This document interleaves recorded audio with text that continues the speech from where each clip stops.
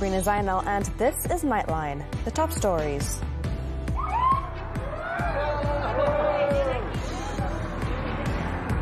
Floods worsen across 8 states, over 22,000 residents evacuated.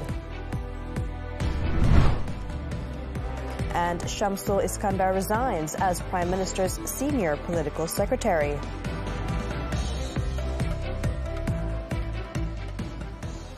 Good morning. We begin with the flood situation, which continues to worsen, with the total number of evacuees nationwide surging to 22,504 by Tuesday night. Now, across the 8 affected states, 129 temporary relief centers, or PPS, have been activated, accommodating 7,423 families. Kelantan remains the worst hit, recording 9,564 victims sheltered in 40 PPS across 4 districts.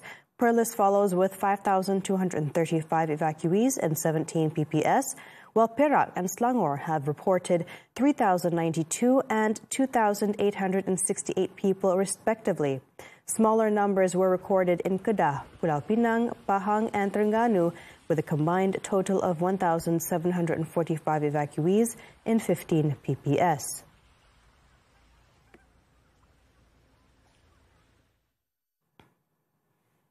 In another development, Yang di-Pertuan Agong Sultan Ibrahim has ordered that all essential needs of flood evacuees at temporary relief centers be fully provided for, following a rise in the number of people displaced nationwide.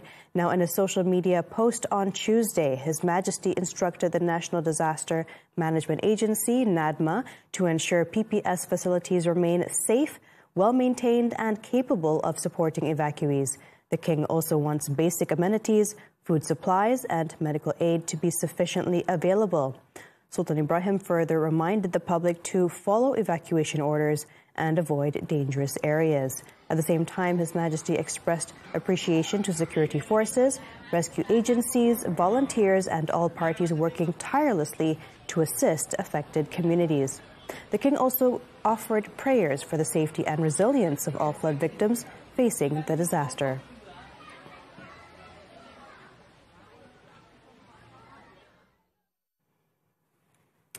Prime Minister Datuk Seri Anwar Ibrahim, meanwhile, described the ongoing floods as deeply concerning, despite the government's substantial allocations towards mitigation projects. Speaking to reporters on the flight back to Kuala Lumpur after a week-long working visit to 3 African nations, Anwar said he monitors the flood situation daily and has directed that the necessary measures be taken. He added that the government is now prioritizing the execution of immediate measures to assist flood victims. So much funds for flood mitigation. At times it's a bit slow. Issues of land, issues of contract, issues of tenders, etc. But now it's ongoing.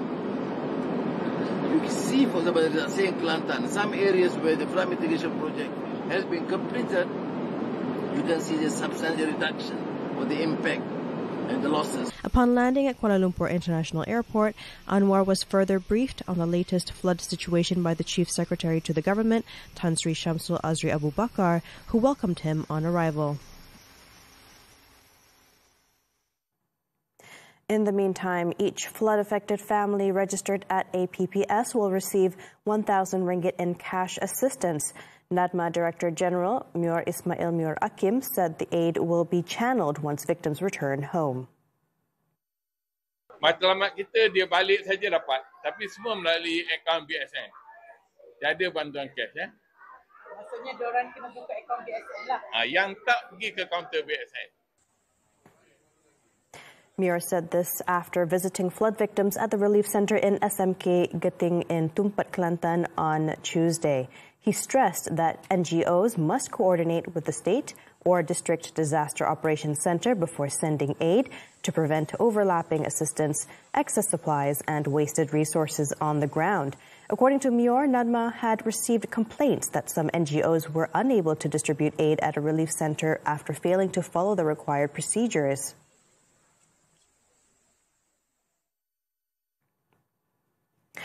Meanwhile, the 2025 Sijil Pelajaran Malaysia examinations commenced smoothly nationwide on Tuesday, including in states affected by recent floods.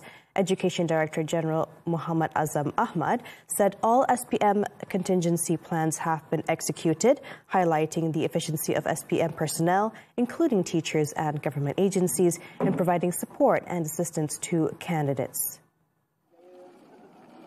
Azam said daily weather updates from the Malaysian Meteorological Department, Met Malaysia, have allowed the Education Ministry to take immediate action at the state and district levels. Early measures include identifying candidates whose homes are at risk of being cut off by floods. 259 orang calon SPM yang terkesan, sebenarnya kita dah tahu dah. Dan kita dah ambil tindakan daripada awal, yang ada dah dipindahkan ke asrama, ya, dan kita dah gunakan hemat agensi-agensi kerajaan lain untuk membawa mereka yang terputus perjalanan ke pusat-pusat peperiksaan. Most flood risk centers housed only 2 to 4 candidates, making relocations more manageable and efficient. The ministry also conducted a flood simulation in Kuala Terengganu last September to assess the challenges posed by the monsoon season. A total of 413,372 candidates are sitting for this year's SPM exams. Over in Thailand, at least 13 people have been killed and hundreds left stranded as flooding in the country's southern region continues to worsen, affecting more than 2.1 million people. The government declared a state of emergency in southern Songkhla province on Tuesday as the Meteorological Department forecasts more rain and possible flash floods this week.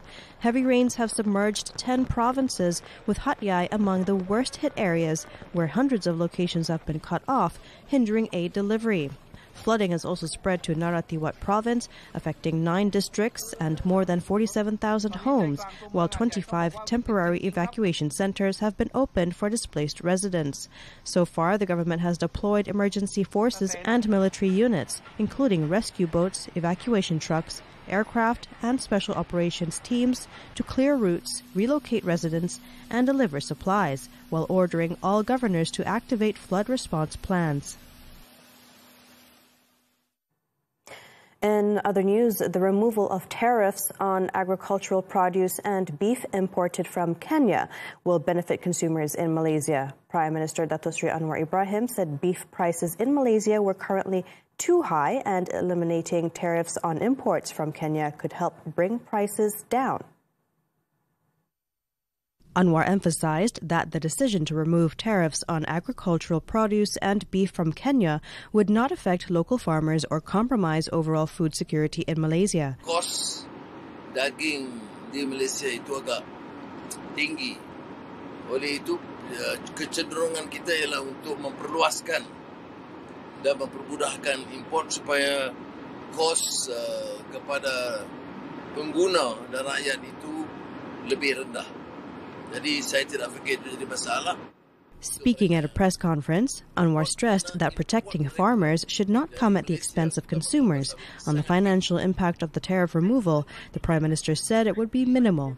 Kenya was Malaysia's third largest trading partner in Africa last year, with total trade reaching 3.7 billion ringgit between January and August, an increase of 22.3% compared to the previous year. Kenya's main exports are tea, coffee, avocados, flowers, titanium ore, and beef, while Malaysia exports petroleum, chemical products, electronics, and rubber to the East African nation. In a separate development, Anwar said his Thai counterpart, Anutin Charnvirakul, had contacted him personally on Monday morning and reassured him that criticism by some Thai groups claiming Malaysia was meddling in their country's affairs was unfair and unfounded. Prime Minister Anutin called this morning to reassure me that, what's been alleged is not true. He says just we move ahead because our role is to facilitate. Anwar added that what surprised him even more were the overreactions of some Malaysians to the criticisms against him. Earlier, the Prime Minister rejected claims by certain Thai groups that Malaysia was interfering in the Thailand-Cambodia border dispute.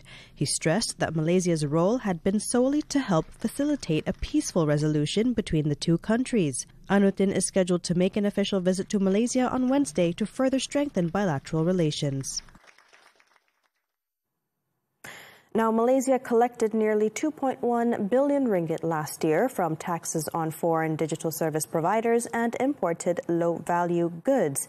Second Finance Minister Datuk Sri Amir Hamzah Azizan said service tax on digital services, or STODs, in 2024 alone generated 1.62 billion ringgit.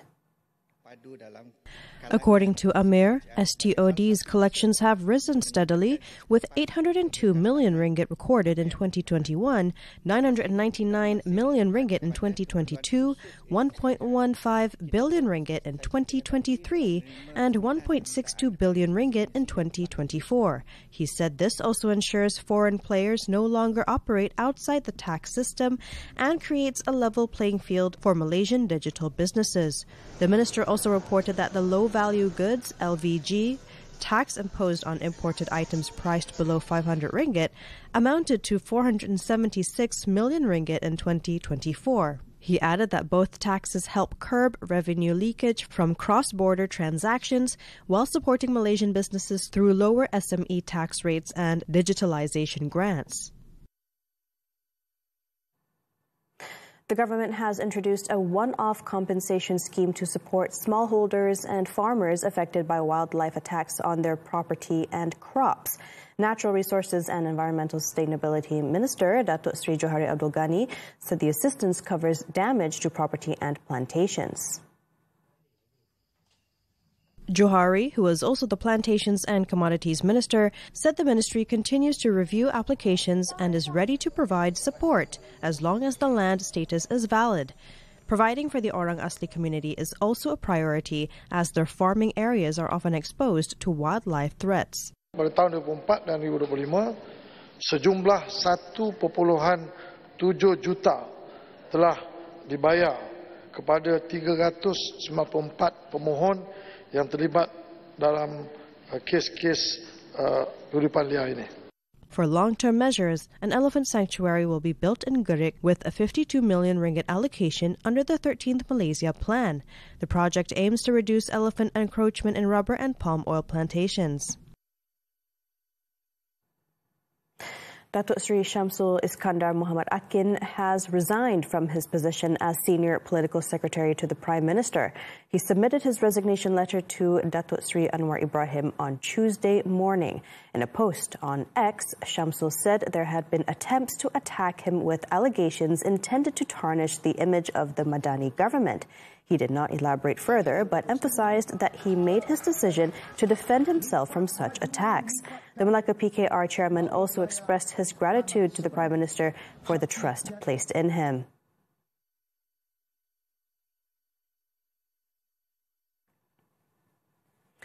Now, Sabah recorded over 92% early voter turnout across the state on Tuesday in its 17th state polls. Early voting, held from 8 a.m. to 5 p.m., saw over 19,000 voters comprising police personnel, armed forces and General Operations Force GOF personnel, as well as their spouses. Election Commission Secretary Datuk Khairul Shahril Idrus said of the total, 8,347 were armed forces and their spouses, while 10,696 were the police, GOF and their spouses.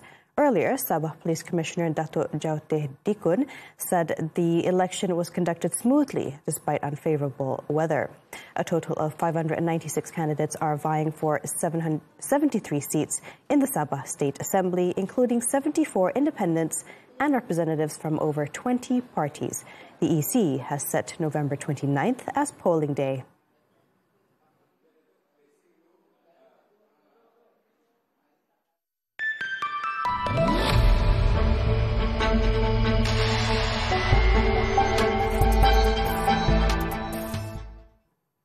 The United Arab Emirates is optimistic that non-oil trade with Malaysia will grow by more than 20% this year. UAE Representative Salim Al-Shamsi said this was driven by new investment interest and stronger business ties.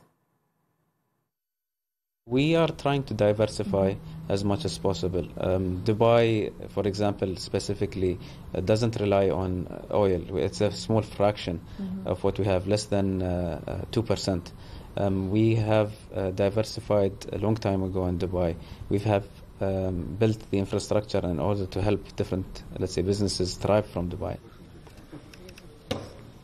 Salim said this after the signing of a memorandum of understanding between the Dubai Chamber of Commerce and the National Chamber of Commerce and Industry of Malaysia on Tuesday. The trade mission features 20 Dubai-based companies across sectors such as information and communications technology, food and beverage, and healthcare. Last year, non-oil trade between Malaysia and the UAE reached $4.9 billion, marking a 20% increase compared to the year before.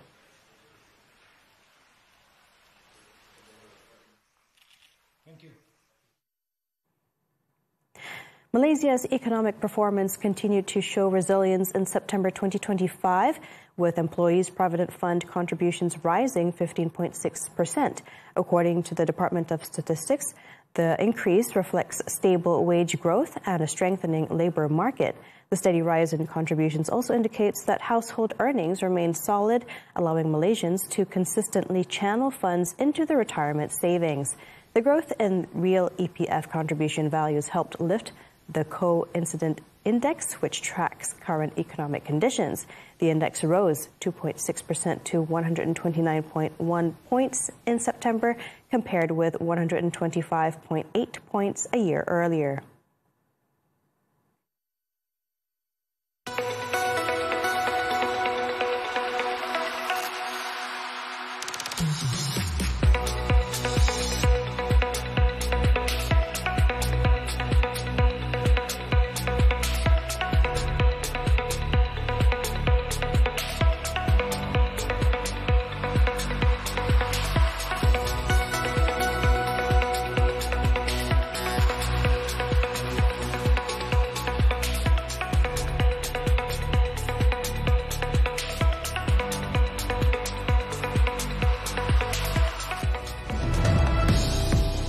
Wanted man shot dead in Dunkil. This and more after this breather. Belajar kini lebih semangat dengan TV Tuition. Lebih 5,000 video pembelajaran, lebih 100 hos hebat, terdiri daripada selebriti dan guru berpengalaman. Ulang kaji jadi lebih seronok dengan lebih 10,000 soalan latihan, serta ulasan guru yang membantu anda faham dengan cepat dan mudah. Apa tunggu lagi? Langgan sekarang dan stream ditonton. TV Tuition, belajar ditonton, bijak sampai lulus. Kenapa bagi tahu sekarang? Biar I dah nak. Saya berhak tahu. Saya sanggup berlutut rasakan awak maafkan saya. Apa yang kau cakap sebelum ni dah jadi nokta kepada hubungan kita. Kalau kamu obses dengan ketakutan untuk mati, kamu akan berhenti hidup. Apa pun yang berlaku, Aisyah kena hadapi. Aku dah penat. Penat? Aku penat dengan kau. Jika Itu Salahku, episod akhir Jumaat 9 malam di Lestari TV3 dan stream sekarang melalui Tonton. Wanita penuh tempo, penuh cerita. Inilah Nona, inspirasi bertemu realiti. Setiap warna mempunyai keupayaan membangkitkan pelbagai mood dan emosi. Semoga istirahat anda memberi makna yang indah walau tempohnya hanya seketika. Dan terus setia sejam bersama kami kerana Nona, inspirasi wanita untuk semua. Nona di TV3 dan stream ditonton. Pertemuan semula yang dinanti. Membongkar sebuah kebenaran yang terpendam. Perbaloikah pengorbanan G1? 너무 괜찮아요. 씨가 다른 남자랑 있는 거 싫습니다. 나만 봐요. 그때 속으로 얼마나 진땀을 흘렸는데요. My Sweet Monster setiap Rabu hingga Jumaat 11 malam di TV3 dan stream sekarang melalui Tonton. Welcome back. The government will table its much-anticipated anti-bullying bill in the Dewan Rakyat on December 1st, after the draft law received cabinet approval last week. According to Minister in the Prime Minister's Department for Law and Institutional Reform, Datuk Sri Azalina Othman Said, MPs will be briefed on the bill's committee structure, the powers of the proposed anti-bullying tribunal, and how it will be implemented after its first reading. Now, the Kuala Lumpur High Court has ordered Zainal said the bill creates a fully civil framework focused on prevention, victim protection, and rehabilitation of offenders using restorative and inclusive approaches to support children's emotional well-being. The draft law also formally defines bullying for the first time in Malaysia, covering physical, verbal, and online acts, providing consistent reference for schools, agencies, parents, and the public. She added the approach ensures parents play a key role and that both victims and perpetrators receive the long-term support they need. The bill will also give educational institutions clear authority to use in-house committees as the first line of prevention to detect and manage bullying cases. The Kuala Lumpur High Court has ordered the sister of fugitive businessman Loh Tek Jo, or Joe Loh, and his close associate Eric Tan to pay close to 11.58 billion ringgit to One Malaysia Development Berhad 1MDB over tainted proceeds that belonged to the Sovereign Wealth Fund. Justice Mahazan Mat Taib granted the judgment in default against Loh Mei Lin and Tan, whose whereabouts remain unknown after finding that 1MDB had proven its case against the two. Mahazan said the evidence revealed an elaborate multi-layered and multi-phased siphoning of funds orchestrated by individuals in positions of power, aided by a network of offshore entities and trusted associates, including the defendants. The court said it was satisfied that each disputed transaction involved trust property or corporate assets of the plaintiffs. Mei Lin received $809,319 directly into her personal account through 4 transfers from her father, Tan Sri Larry Loh Hock Peng. The judge said the transfers were gratuitous, lacked any commercial rationale, and originated from funds misappropriated. He said, as Joe-Loh's sister, her role as a personal beneficiary of siphoned funds fits squarely within the wider pattern of family-based concealment. Mahazan also noted that Mei Lin and Tan were duly served with the court papers but had failed to enter an appearance, file any pleading, or attend the trial. The case then proceeded to a full trial pursuant to the rules of Court 2012, where it went unopposed. The man killed in a shootout with police in Dengkil, Selangor on Monday night is believed to be the leader of an armed robbery gang.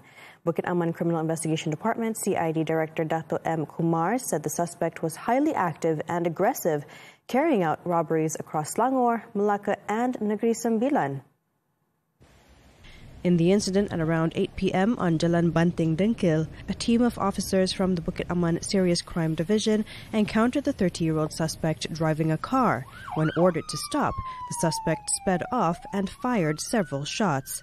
Police returned fire, killing the suspect at the scene. When officers inspected the suspect's vehicle, they found a pistol, 3 bullets, and 7 packets containing shabu. Kumar said police are now tracking members of the suspect's gang, believed to comprise around 10 individuals.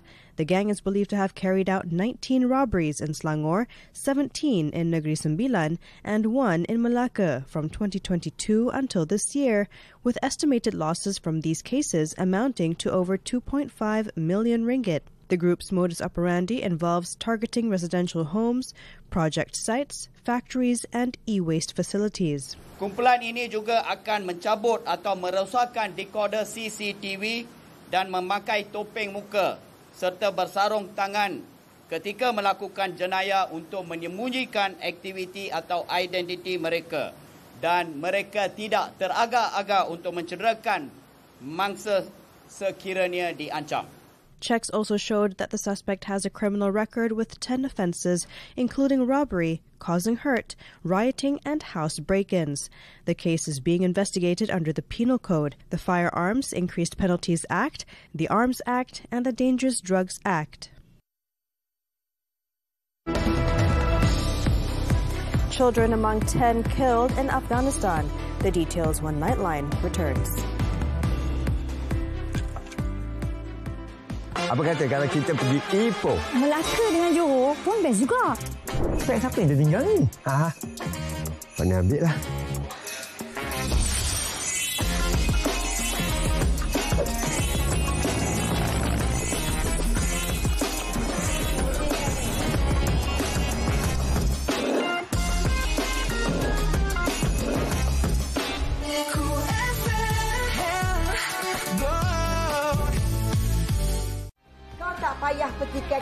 apa yang aku buat dalam rumah aku sendiri. Kesian Husna dengan Lufian. Duduk lama dekat pintu pagar. Macam mana keadaan orang? Kalau kau tahu aku siapa, kau tak berani masuk rumah aku lah. Kau tak faham macam mana memang boleh tahan. Apa dah buat dengan kakak Husna awak ni? Saya tak ada buat apa-apa pun lah. Husna dah racun Mami. Tak, akak tak kena apa-apa. Akak okey. Hana tak kisah kalau jadi nombor 2. Sumpah Ibuku di Akasia TV3.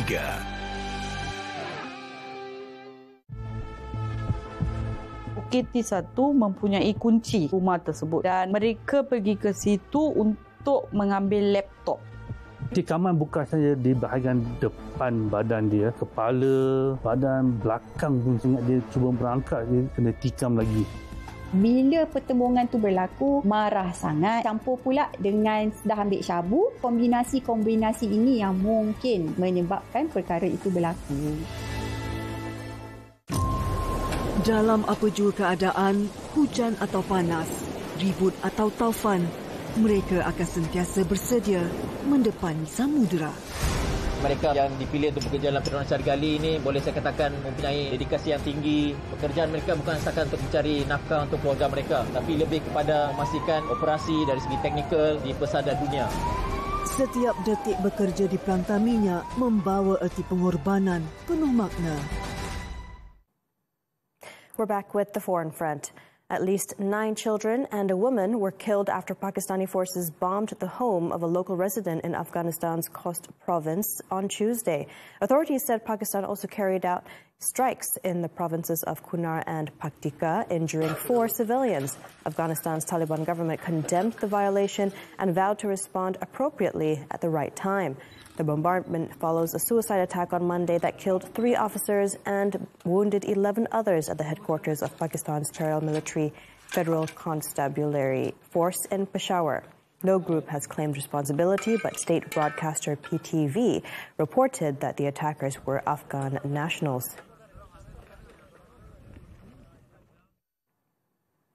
A volcano in Ethiopia's northeast has erupted for the first time in nearly 12,000 years, sending thick plumes of ash up to 14 kilometers into the sky. The Toulouse Volcanic Ash Advisory Center said the Haile Gubi volcano in the Afar region, about 800 kilometers northeast of Addis Ababa, near the Eritrean border, erupted for several hours on Sunday. Videos circulating on social media show a towering column of white smoke with ash clouds drifting over Yemen, Oman, India, and northern Pakistan. Haile Gubi has had no recorded eruptions during the Holocene, which began around 12,000 years ago, at the end of the last ice age. Afar authorities have yet to comment on possible casualties or displacements.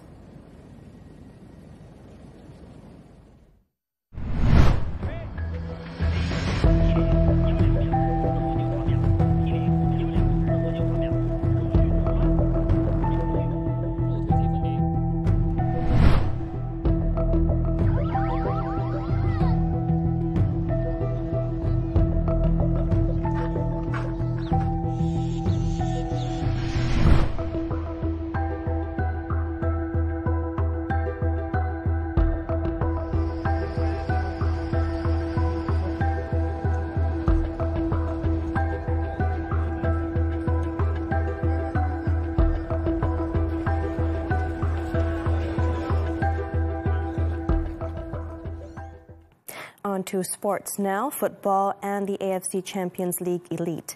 Johor Darul Takzim, JDT, suffered their second straight defeat in the tournament, losing 2-0 to Melbourne City at the Melbourne Rectangular Stadium on Tuesday. Melbourne struck almost immediately, taking the lead in the second minute when striker Max Caputo turned in a corner from Takeshi Kanamori. From there, JDT controlled the game with over 55% possession and 23 chances, yet the Southern Tigers could not find the breakthrough. Melbourne then killed off the contest in stoppage time, with substitute Medin Mehmeti dribbling past 2 defenders before firing past goalkeeper Andonis Zubior. JDT now turn their attention to Saturday's FA Cup semi-final second leg against Kuching City FC at the Sultan Ibrahim Stadium.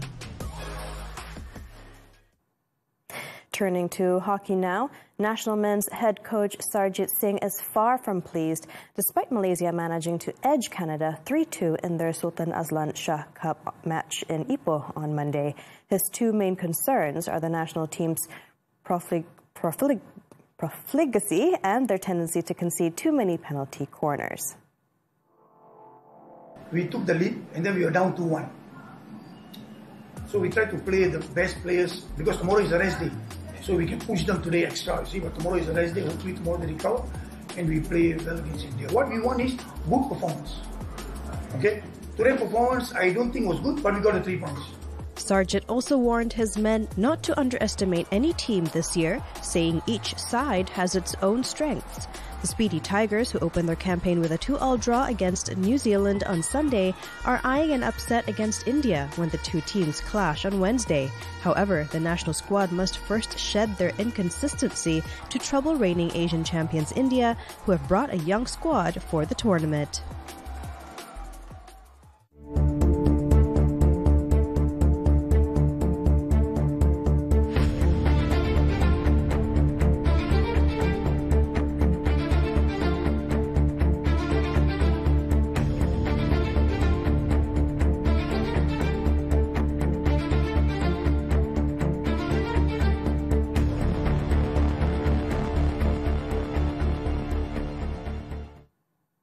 And that concludes Nightline this time around. Before we leave, let's take a look as Greece brings history to life with a rehearsal for the Milano Cortina 2026 Olympic flame lighting at Olympia's ancient temple of Hera.